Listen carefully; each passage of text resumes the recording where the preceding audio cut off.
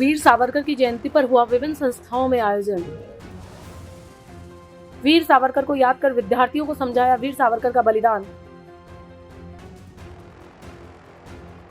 उप मुख्यमंत्री प्रेमचंद बैरवा के द्वारा स्वीकृति देने के बाद भी कार्यक्रम में नहीं आने पर कार्यकर्ताओं में रही नाराजगी।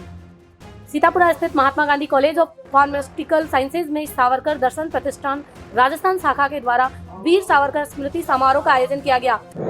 सावरकर दर्शन प्रतिष्ठान की ओर से हमारे भारत के सर्वश्रेष्ठ क्रांतिकारी, तत्वज्ञानी, विज्ञाननिष्ठ स्वातंत्र्यवीर सावरकर जी के आत्मार्पण दिन के तत्वावधान में राजस्थान इकाई सावरकर दर्शन प्रतिष्ठान की आज एक कार्यक्रम के तत्वावधान में इकट्ठे आए हैं और उनकी जो हमारे देश की स्वतंत्रता, देश का विकास, देश की सामाजिक समरसता, विविध विषय के बारे में उनका जो चिंतन है वो देश के सामने इस कालखंड में लाना और युवा शक्ति उनका अनुकरण करे, यह ध्यान में लेकर इस कार्यक्रम का आयोजन किया है। मैं दादा इदाते सावरकर दर्शन प्रतिष्ठान अखिल भारतीय अध्यक्ष हूँ। आज हमें वीर सावरकर जी के बारे में जानने को बहुत कुछ मिला। उन्होंने हमारे देश और हमारे समाज के उत्थान के लिए उन्होंने बहुत कुछ काम किया। आज ज़रूरत इस बात की है कि उनके बताए हुए आदर्शों को, उनके बताए हुए बातों को हम अपने जीवन में कितना उतार पाते हैं। मैं चाहूँगा कि मैं और हमारे सारे संस्था के छात्र प्रयास करें, उनके बताए हुए आदर्शों को उनको अपने जीवन में उतारने का प्रयास करें। सर, ये कार्यक्रम सावरकर जी को ध्यान में रख के बनाया गया है, जो सावरकर दर्शन प्रतिष्ठान राजस्थान शाखा द्वारा किया जाता है। पिछले गत वर्षों में भी कई प्रोग्राम सावरकर दर्शन प्रतिष्ठान कर चुका है, जिसमें एक बिना सभागार में बड़ा प्रोग्राम हुआ था। साथ में चित्तौड़गढ़ में भी 2 दिवसीय शिविर हुआ था सावरकर यात्रा के।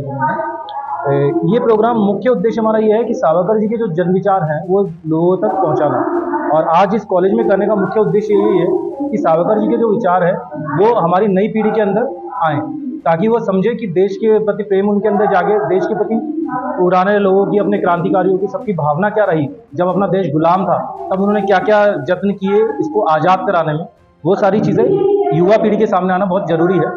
इसलिए ये कार्यक्रम आयोजित किया गया है। सावरकर दर्शन प्रतिष्ठान गत 3 वर्षों से राजस्थान में सावरकर जी के मूल्यों और विचारों को जनमानस में ले जाने के लिए प्रयासरत है।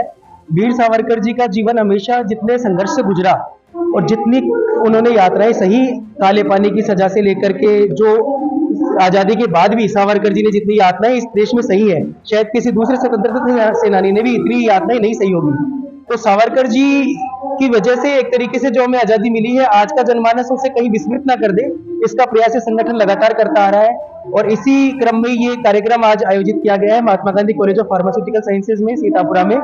यहाँ के बच्चों को, जो यहाँ पर भी अध्ययनरत है बच्चे, वो हम चाहते थे कि इन बच्चों को भी सावरकर जी के बारे में पता चले और ये अपने जीवन में सावरकर जी के विचारों को आगे लेकर उनके बारे में अध्ययन करें। तो इस क्रम में ये कार्यक्रम आयोजित किया गया है।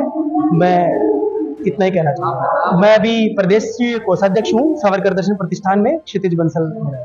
आज हम सावरकर जी की स्मृति दिवस मना रहे हैं और आज के दिन में कल सावरकर जी की पुण्यतिथि थी। हमारे राष्ट्रीय अध्यक्ष आज हमारे लिए गौरव का विषय है कि हमारे साथ उपस्थित हैं दादा इदाते, जो पद्मश्री से सम्मानित भी हैं और DNT आयोग के समिति सदस्य हैं, जो बेसिकली घुमंतु बच्चों पे कार्य कर रहा है।